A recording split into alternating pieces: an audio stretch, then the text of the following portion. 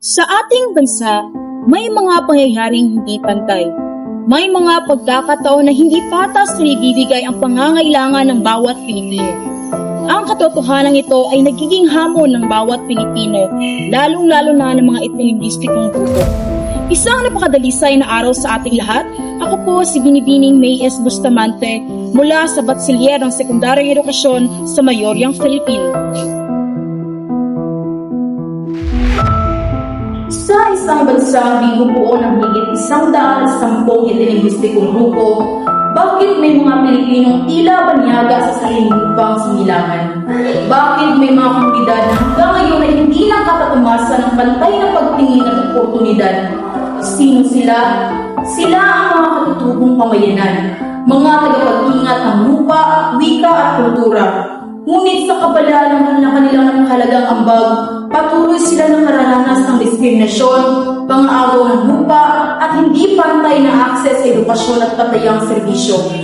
Habang ang iba ay malayang nakakabili ng paaralan, ang mga batang katutubo ay kinakailangang maglakad ng kilometro, tumawid ng mga ilog, at minsan ay pumasok ng parang walang baon. Hindi dahil kulang sila sa pangarap, kundi dahil kulang ang pagpapahalaga ng lipunan sa kanila.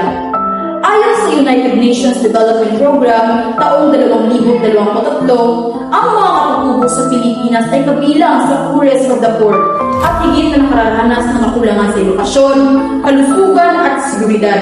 Hindi parang malinaw itong handlo ng isang social inequality? Sa kanilang mga kabundukan, nakatala ang lupang minanapa mula sa kanilang mga ninuno. Subalit sa mata ng ilang opisyal at negosyante, ang lupang ito ay tila pwedeng angkinin, bungkalin at ibenta. Ayon sa National Commission on Indigenous Peoples taong 2024, libo-libong natutubo ang naapektuhan ng taong-taong land grabbing at development projects na hindi man lamang sila kinukonsulta. Ngunit hindi sapat ang nilabo sa katotohanan ito. May batas na iproprotekta sa kanila, ang EPRA Law o ang RA 8371, na nagagarantiya sa kanilang karapatang pangkultura at ancestral domain, kabilang ang free prior at informed consent. Ngunit kung hindi ito may papatupad gusto, mananili silang naaapi.